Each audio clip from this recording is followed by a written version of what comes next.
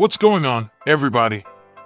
We've got a 3-game WNBA slate here, and there are some really interesting spots once you dig into the team trends, the pace, the recent results, and the way these matchups line up stylistically.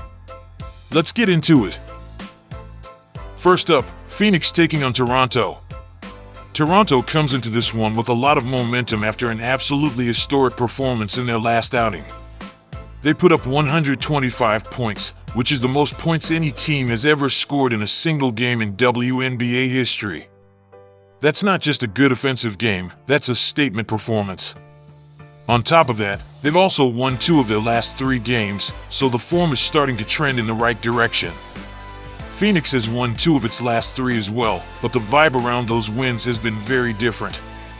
Their defense has been a major problem all season long, and even in recent victories, it has felt like they were hanging on rather than controlling games. That creates a very different kind of confidence level entering this matchup. These 2 teams already met once earlier in the season, and Toronto won that game by 8 on the road in Phoenix. That matters, especially because the matchup profile still seems to favor Toronto. They are one of the best 3-point shooting teams in the league, both in volume and efficiency, and they've been especially strong from above the break. That is a major issue for Phoenix, because the Mercury have been giving up the most 3-point makes in the league and one of the worst shooting percentages from deep. Toronto also just lit it up from beyond the arc in their last game, and that kind of shooting form is hard to ignore. If they're seeing the floor well again, they can really put pressure on this Phoenix defense in a hurry. My best pick here is Toronto to win.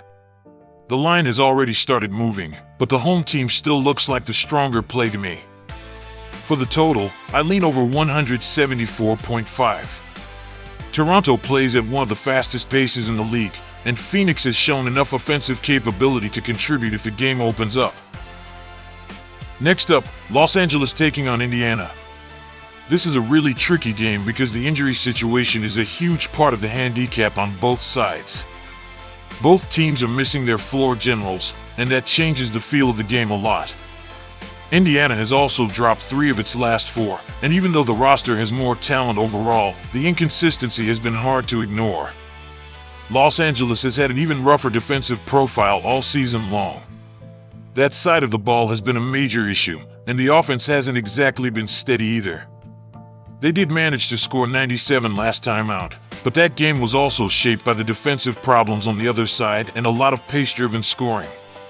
When these 2 teams are on the floor, the pace is likely to matter. Indiana plays at the fastest tempo in the league, and Los Angeles also plays fast.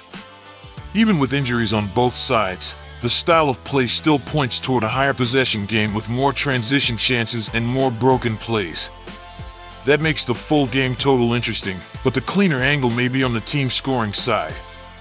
Indiana has shown it can still win without its lead ball handler, and that creates at least some confidence in them at home.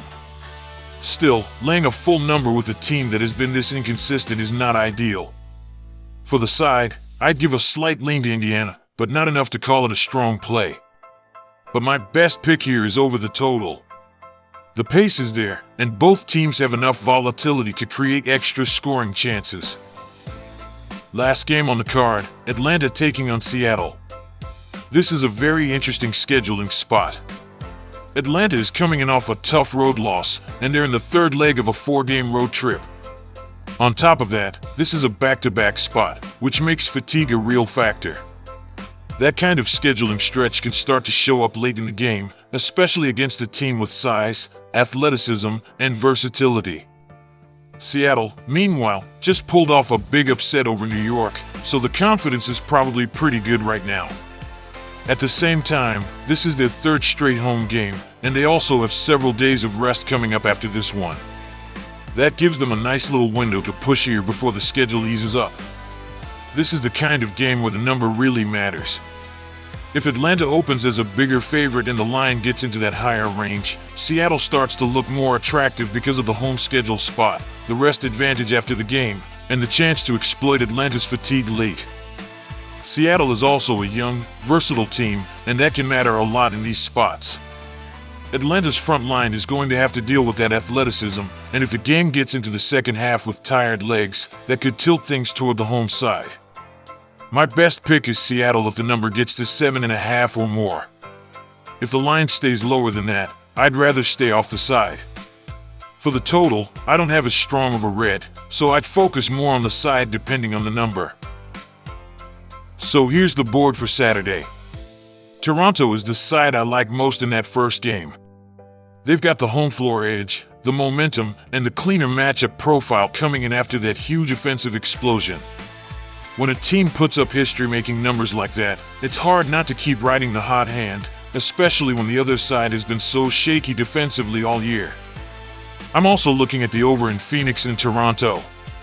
Toronto wants to push the pace, and Phoenix has enough offensive ability to contribute if the game opens up.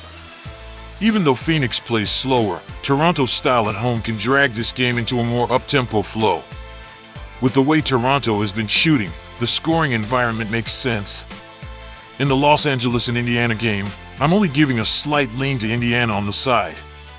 It's not a game I want to force because both teams are dealing with major absences and inconsistency, which makes the side tricky.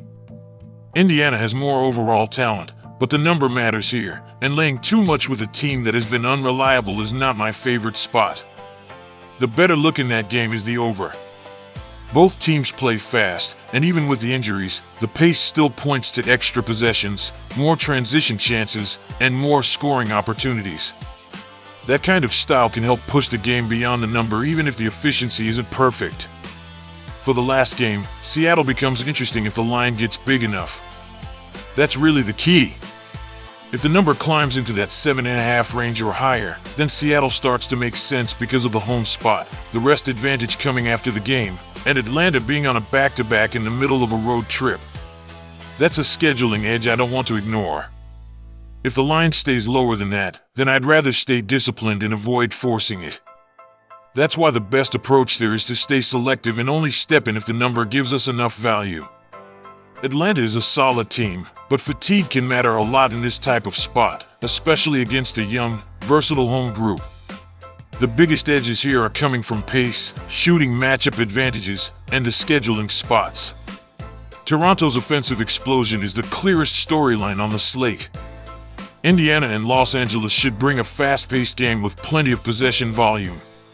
And Seattle is in a live spot if the market inflates the number too much. So that's the board. If you enjoyed the video, make sure to like, subscribe, and share it with somebody who's betting these games tonight. It helps the channel a lot, and it lets me keep bringing you these daily picks and breakdowns. And I'll catch you in the next one.